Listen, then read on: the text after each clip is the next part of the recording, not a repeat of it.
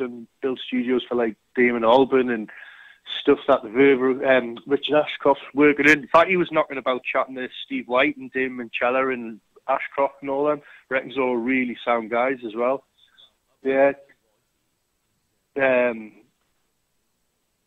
Exactly. So.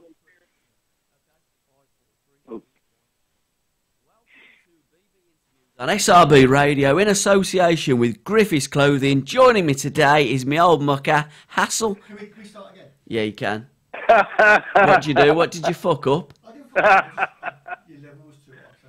Okay, Oh, hang on, let's just straight do me hair. Welcome to 4, 3, 2, 1. Welcome to BB Interviews on SRB Radio in association with Griffiths Clothing. Joining me today is my old mucker, Hassel. Steve, how are you, mate? I'm so, man, and how are you? I'm good, and you're sounding very good. Let's start at the beginning, because we came in contact with each other through our mutual friend Lewis Griffiths, who sent me a couple of records, one of which was The Girl That I Adore, and I think that track is absolutely magnificent and is one of my records of the year. So firstly, talk to me about that, and talk to me about that reggae album that you did. Yeah. Well, I don't know. There were just songs, obviously, like that I wrote and recorded at the time. I went down to Islington and I recorded the album down there with a mate of mine called Tony English, who lives down there and builds recording studios and what have you. And it got picked up by a French reggae label called Springline. And they got in touch with us and basically I put like an album out called Live the Life You Love. And then like a dub version of the album called Dub the Life You Love, funnily enough. And that, obviously that was just like stripped back dub versions of the original album. And then we released a couple of EPs. We went over to France and played, well, Corsica, I should say, it's in Corsica, next to France. And we played at like a reggae festival over there and what have you. Yeah, that's a crack really. Used loads of musicians from down London, some musicians from Newcastle. It was all recorded mainly on analog tape, keeping it real and that, nice and rooty. Using tape delays, old like tape effects and what have you, the copycat and stuff. So we're basically trying to keep it as dirty and earthy as we could get it, you know. It was very dirty, very dirty, very earthy, and I love the imagery. I love the colours as well. Oh, right, yeah. Well, that's important actually. That like because well, when I hear music, going back to being a kid, you know, like if a record came out in 7-inch or whatever, you'd buy it, and the colour of the record always have an influence on us. When I heard the record, I could see the colour. If you know what I mean? Yeah. So what used to wind us up though was like when the album would come out, or if the single came out after the album, whatever, then the colour changed. I'd be like, oh, come on, man, this was a green song and now it's got blue all over it. Now you released the album. Did you release them as singles as well? Yeah, The Girl That I Adore, In and Out of Love, and then we had a couple of tracks on like reggae compilation albums and stuff, you know. So there was like a reggae chart that they used to have. It's probably still going, to be honest. And we had like 4 or 5 songs in the top 10 at one point, and that's how the like French label got in touch, or the Corsican label, I should say. So yeah, and we just went from then. It was great, right laugh. Really enjoyed it. Recorded bits of the video for The Girl That I Adore up here in the northeast at the Allotment and everything, and then mixed it with images from down in London in the studio and what have you. So yeah, that was that really. I love the sleeve as well because it looked like an old like 50s sleeve, didn't it? Yeah, that's it. Yeah, that's what we went for. And also like the CD. There's like a CD available. What was available that was like a little 7-inch as well, like the actual vinyl itself, you know. Yeah. So we just basically tried to keep it really 70s because that was the sort of reggae that influenced us a lot, you know. So yeah, we were just trying to recreate that vibe in 2000 and whatever it was, you know. So yeah. Now, was that your first release, Steve? Yeah, I guess it was. I mean, I've been doing music. I've always recorded and demoed and been in bands since I was a kid. You know, I've basically done it non-stop. Used to be in a mod band before the reggae band, you know, and then that kind of evolved into reggae, and then that evolved more into sort of acoustic-y, whatever you want to call it nowadays, you know. So, and like basically the name Hassle's just like it's like a working name. You know, some people go under their solo name or whatever. Well, I've just always used Hassle. So when I decided to do the different type of music, I thought I'm not even going to change my name. It's just, why can't you grow and evolve under one banner instead of having to restart to something else? You know what I mean? So that's why I just kept it the same, really. Yeah, don't change your name.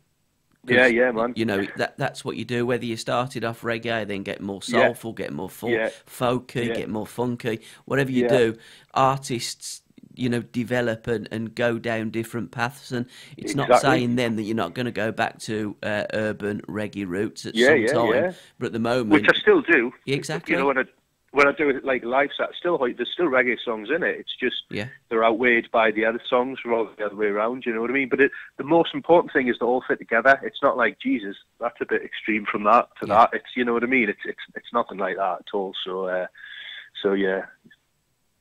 Down Presser, that's a tune as well. Yeah, yes, yeah. You see, I still do a version of that now. You know, it's just and because, like I say, I can't do things by numbers. You know. And I find with bands, to get like a following, you have to kind of be really sort of generic into one thing, and like really like advertise yourself like a tin of beans, saying exactly what you are, and making it sort of dead black and white. And I don't really see the need for that myself. Like, everyone's different though, so you know. I think you're absolutely right. I think it is, and people almost are programmed to buy certain genres. That's right, man. You know, certain styles and different artists that they're into, and wouldn't necessarily buy something else because it's not cool to like other that's artists. Exactly it. It is, exactly. You know, but I suppose that's the way it is.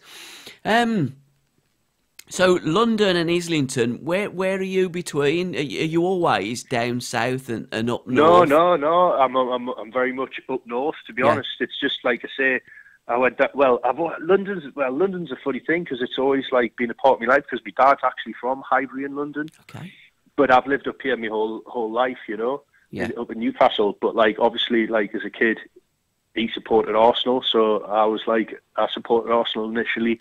So because my dad did, you know what I mean? Yeah. And all these sort of things. So London's always been like a part of my life. And I used to go down to stay at his sister's when I was a kid, the school holidays, and come down to London and be like, whoa, man, this is so different than Newcastle. It's like seeing the variety of people and life and cultures and everything, you know, because it wasn't like that in Newcastle at the time in the 70s and the 80s and what have you. So, and then I travelled down there loads to record and to see me mate and to record the music I did, like I say, with the other bands and what have you. So, yeah, I like Highbury and Islington and all that. Well, London in general, really. From what I've seen of it, I haven't seen all of it, but it's it's good. So, who would you describe as your greatest influences and inspirations in music? What made you want to be an artist? Well, the biggest influences and sort of stuff. I've got to say, Paul Weller's one of them. Like, and I've got to say, not at every point in his career have I liked this being bang into his music, but going back to that evolving thing, he's done that with his music. You know what I mean? And you can't expect everyone to like everything he does. So, but like if you're a true fan, you wait around and then stuff comes out that you bang into again. You know what I mean? So definitely people, him, you know, and also because it's not just his music, but it's the influences that he's had and the names he would check. Yeah, you end up doing it yourself. So then you go down different corridors that you've chose because this artist sort of mentioned them and things, you know. So then it branches out like this massive tree, you know. But like Lee Scratch Perry, Bob Marley, obviously, you know, without doubt, was kind of like records like that, you know. I'm a massive fan of the Laws, like an Ocean Colour Scene, huge, and Steve Craddock solo stuff, and what have you. Like, I'm very much a completist in buying like artists I'm into, buying their records, and you know, on every format, and like their little side bands and all these type of things. So it becomes like a football team. You almost like follow them like a football team, like with a loyalty, you know. So yeah, Ocean Colour Scene and Laws, Weller, There's other people who are just not springing to mind right now, which is unusual. Augustus Pablo, I love his stuff. So yeah. First record that you bought, and what was the latest record that you've acquired as well? Good God. Well, the first record I bought was probably, I think it was Gary Newman, Our Friends Electric. Yeah, great song. Because the first gig I ever went to was when I was like 11 Yeah. at City Hall. I went to see Gary Newman for my birthday. And so at that time, you know, that I was very much into his sort of music, you know. And the latest record I bought. Well, the latest record I bought, let's think. I'm just trying. Oh, the Laws. Okay. You know, because they released like they've just been like a rarities album released about a couple of months ago. Yeah. So I got that on vinyl and CD with sort of like demos and live tracks on and stuff. You know. And to be honest, modern music doesn't float me boat so much, really. Okay. Yeah. It's the way it's recorded and the way it's recorded, especially. I mean, obviously, like, you know, the Family Silver, their new stuff comes out, I get that. Yeah. You know, if Craddock releases an album tomorrow, I'll be getting that. Yeah. You know what I mean? So, yeah. So when you say modern music, is it like the modern mainstream music that you Oh, like? yeah. Oh, yeah, well, but also, like, even bands I'm into, the way they record their new music, I think it's like, I don't like it, to be honest. I'll give you an example. Weller's new album. Okay. Right. Some great songs on there, but some of it's just the way it's recorded, and it might be me just being, you know, becoming an old bloke or something. I don't know, a grumpy old bloke. It's not like it used to be, but they used to record on tape, and it was so much warmer, and the analog sound of everything.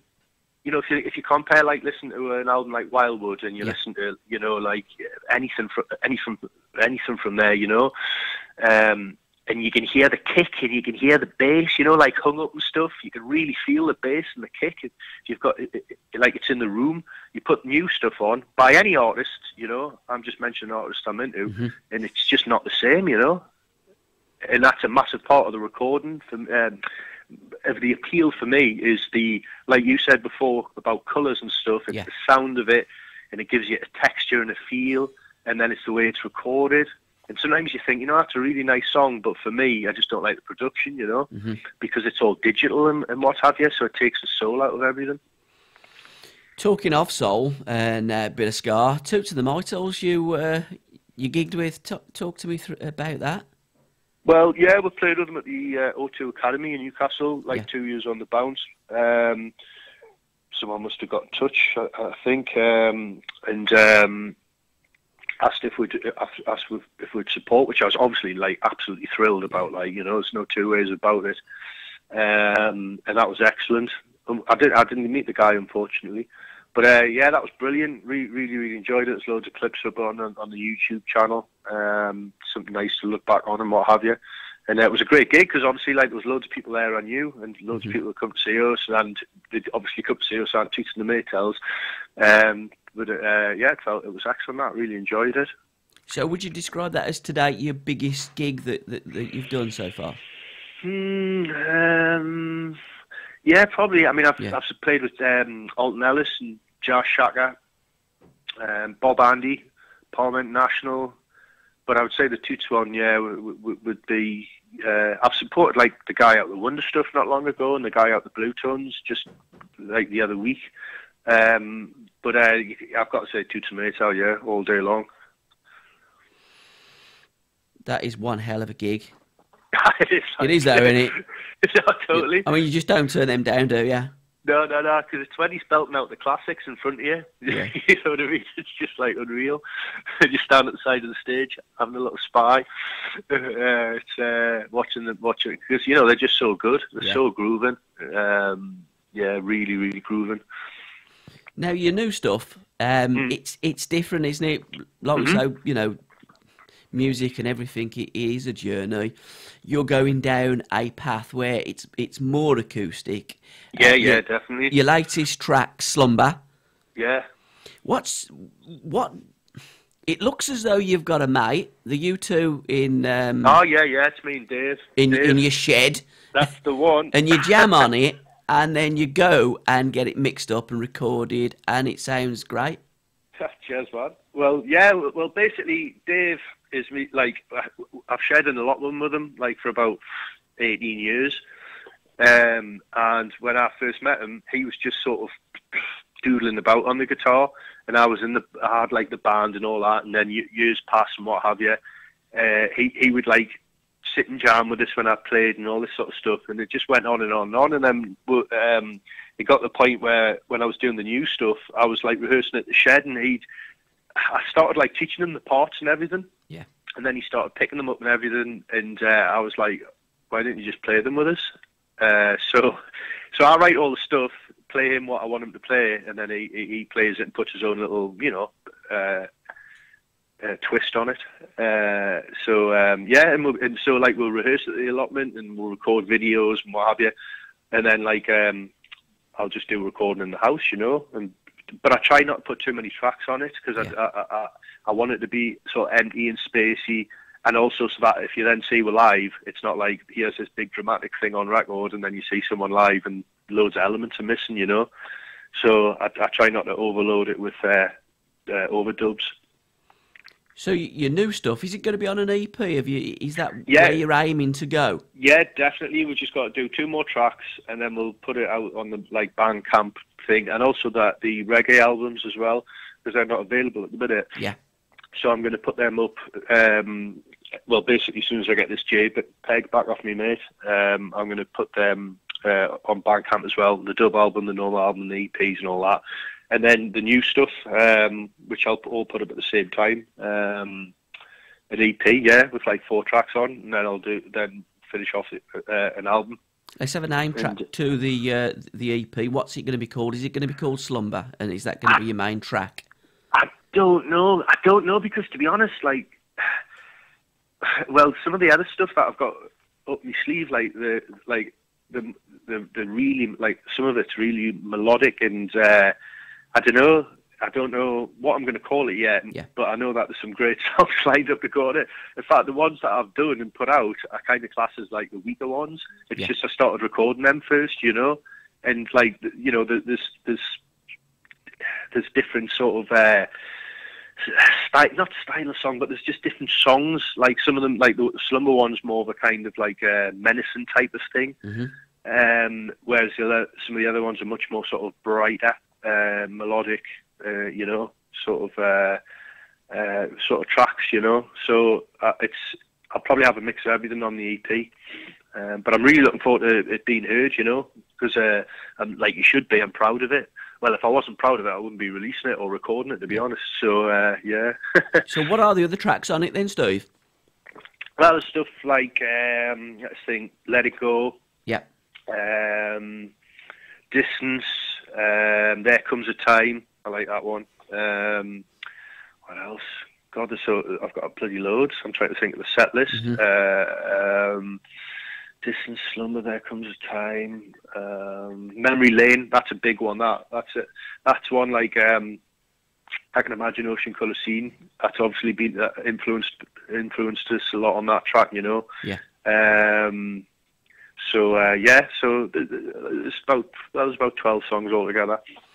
So when do you reckon that the EP and the new album will be? I mean, in the olden days, hitting the shops and the shelves, but it doesn't work like that today, sadly, does it?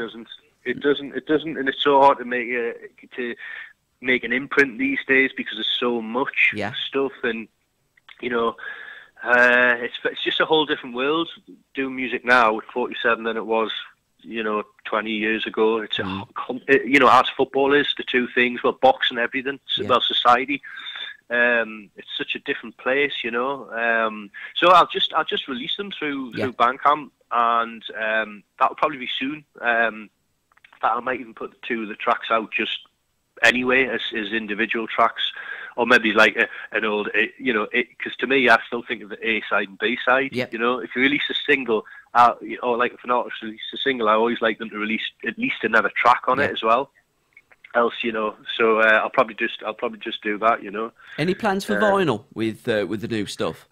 Well, I'd like to. Yeah. I'd also like to get the last one on vinyl because I think the way that looks and sounds on vinyl would be like superb, you know. Mm-hmm. And also see it's like completing the whole circle of it. Yeah. So I could say a run of both. To be honest, like not a massive one at first. Just I think these things. What's the point of recording them and doing them and then not having them available? Because I genuinely get asked all the time as well if they can buy that stuff and what have you, and or if you do a gig. You know, have you got a CD, blah, blah, blah, blah. So I should do that sooner rather than later. Well, I've done the recordings. I just need to bloody stick them up there. Need to get my finger out. And the best place for people to go and buy your music is hassleonline.com. Is that still the website you're using? No, I would just go to the Facebook page. Okay. Because then you can find everything from there. Like the Bandcamp, the YouTube, the Facebook, all that stuff, you know. So you can see the same photo across multiple social media outlets and that. Yeah, you can just find it all through there. But again, you laughing about that. I think it is so important to have the same photograph, those same icons, because people see that and go, oh, that's Hassle or that's whoever. No, you're right. You're totally right. Yeah, people keep changing them. I mean, that's what we do. Artists send us stuff and I have a look and I'm used to that icon that I'm looking for. Right. And I'm going there and no, that's not and that's not. Because sometimes there are bands with the same name as well. Yeah. I mean, I've not come across another one, Hassle, if I'm honest. But when you look at that and you see that icon, instantly you know that's what you're looking for. No, you're right, and it's going back to that tin of beans thing again. It is, yeah. Unfortunately, it's a product, you know, and yeah. if you've got something you want to sell it, it becomes a product. You know, there's nothing you can do about that. And like you say, if I put a photo up, like I say, I'll stick it on each one. Yeah. Because I just think somebody might follow you just through that, or through Twitter or Instagram or whatever, you know. So you have got to keep it. It's almost OCD-ish as well, to be honest. Like once one photo goes up there, right, it's got to be on everyone. Again, but it has to. Yeah, no, totally. I totally agree, because you know, there's no point in trying to do something and then hide it. Yeah. What's the point in that? You know what I mean? Mm-hmm. So you've got to get it out there as well. And I think you've got to use the social media as much as what you can do, because, like, let's be quite truthful, there's very little in the way of help for artists. Oh, yeah, well, we could talk about that all day, couldn't we? Yeah, that's another show in itself, isn't it? Exactly, no, totally, as is modern football. Mind you, with you in your allotment, you might be all right. What you need is the BBC to come round, film a few shows with you digging up your cauliflowers and your cabbages and stuff like that. You might get a gig. Yeah, I know. That's what happened to Nick Knowles, didn't it, with his DIY SOS? Like a BBC Two kind of Friday night sort of garden and type of music type thing. God, that would be the dream. From the allotment, you know, with Hassle on BBC Two. Yeah, totally.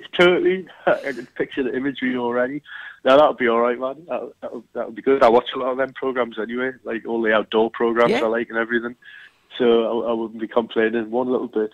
Superb. I know. I should say as well, while I'm on the phone here, I should say hello to Lewis Griffiths as well.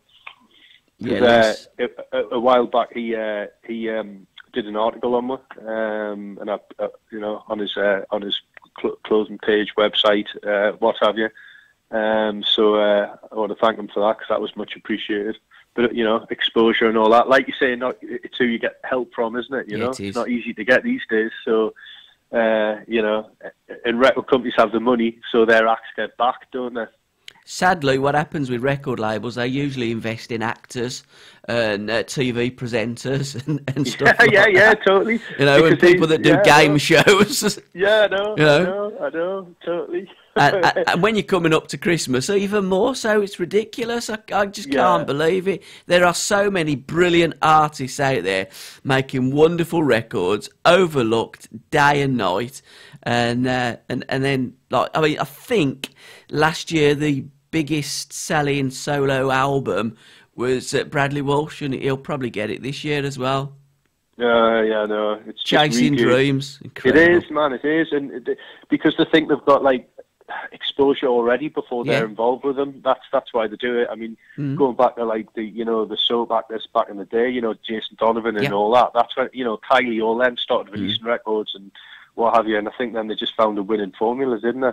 I think to be fair though, Sheridan's got one out as well, and if you're looking at actors, most of them come from an arts background.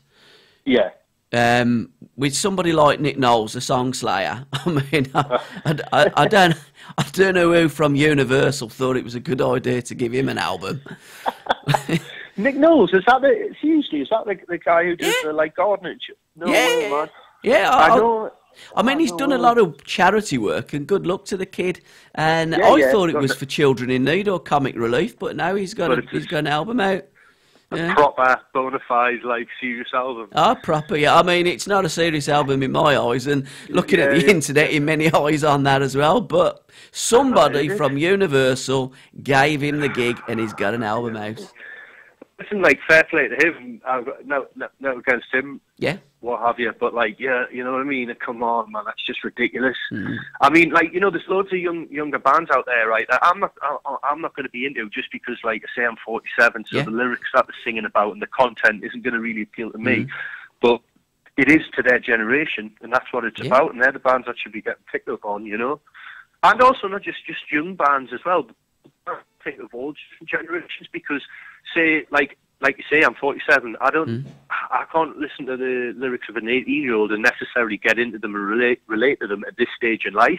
But when artists that I like who are older release records, then you still can, because they're singing about similar type of things to yourself. You know what I mean? So you need music to be released across the ages, not just to be totally one way or the other. Well, I'll tell you what, I'm 53.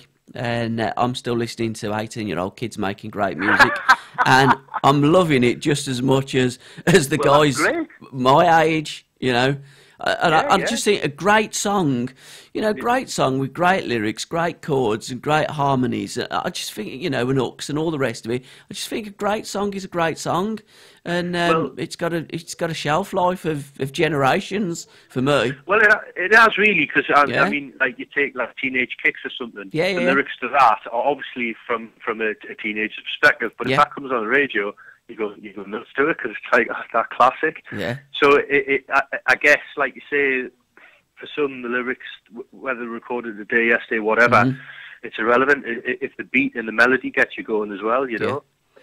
I just love listening to great songs, and you've got some great songs, and long may you continue writing great songs as well, Steve. Well, I'll have a bash. So, what are you growing down on your allotments? What you got down there?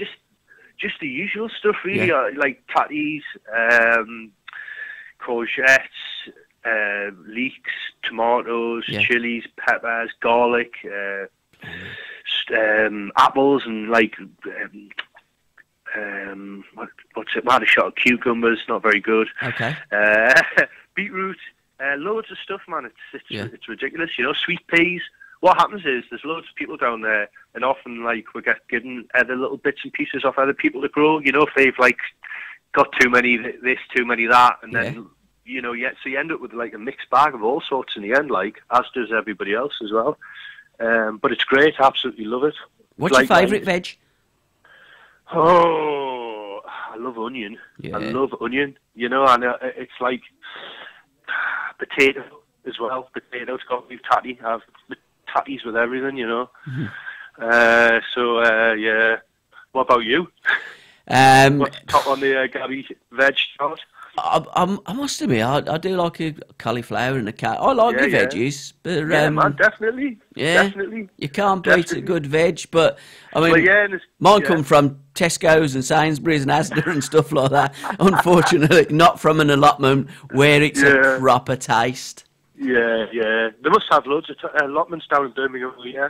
I don't think there's as many as what we used to be fair, Steve, because we tend to build houses on them these days. Well, that's happening here, to be honest, as well. They're doing that near us, and it's disgusting. I can't stand it. I mean, especially at the minute, day job, I'm the cleaner on building sites for new houses. Yeah. As well, it's Oh no, I'm going into another bit of area they're going to build houses on, and it's what a shame.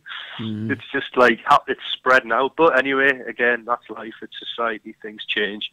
But it's a shame that I just like the thought of like pigeons and pigeon men and allotment guys and like old school things like lads going fishing. All these type of things. I just don't want them things to die out. You know. Hopefully they won't. But you know. Yeah. Well. I'm representing the allotments and trying to keep that going. So allotment revolution, mate. Yeah, totally, man. Totally. Right. For now, cheers, Steve. Thanks for your time. No problem. Thanks for your time as well. Much appreciated. And I'll speak to you in the future, no doubt. Definitely. Cheers, pal. Right. Thanks now. Bye, mate. Ta-ra, mate. Bye-bye. Bye.